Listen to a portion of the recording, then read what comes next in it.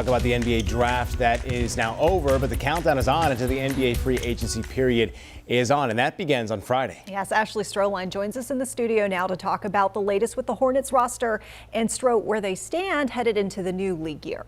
Yeah, so of course, a lot of opportunities within the last week to make additions to the roster in preparation for next season. Of course, starting last week with the NBA draft and upcoming NBA free agency. So here's a look at Hornets players that are currently on the roster. Okay, a lot of guys returning. In the end, once those first-round draft picks sign their contracts, the Hornets will be left with just 3 open roster spots. We have guys like LaMelo Ball, Terry Rozier, Gordon Hayward, Cody Martin, Mark Williams, to name a few that will be returning and are a key part of that franchise moving forward. So with those 3 roster spots, what could happen? We're going to start with restricted free agents.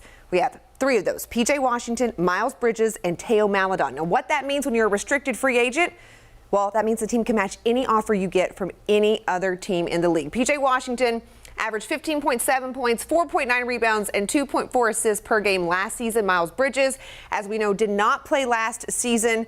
The league did suspend him 30 games. 20 of those they counted last year, so whatever team he ends up with, he will miss the first 10 games this year. When he did play last, that was the 2021-22 season. He was a starter, moved into a starting role for the team, averaged 20.2 points and 7 rebounds per game. And then Teo, he was here on a 2-way contract. All 3 players did receive a qualifying offer today, so that means they are officially restricted free agents, and these are guys that the team are going to monitor whatever offers they get and then potentially keep them on the roster next season.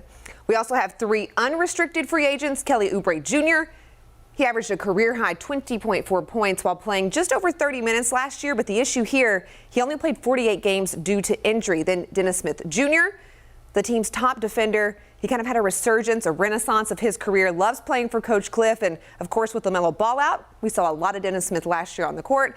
And then we have Svi Mykhailiuk. He was here as a part of a 3-way trade at the trade deadline, played in just 19 games. So these guys, being unrestricted free agents, they can sign with any team they want during free agency. So we'll see if any of those end up here. So what does it look like? Cap space.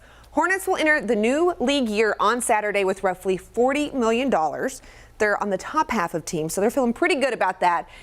Kupchak says the team's plan is to build through the draft and the G League and maybe make a savvy trade if the opportunity presents itself.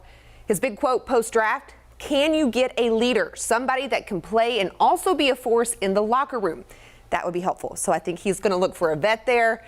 All right, ways we can move forward. Re-signing players, as we just talked about, whether it's keeping one of those restricted free agents or signing someone new. Sign and trade, he could re-sign a player and then trade them as part of a deal.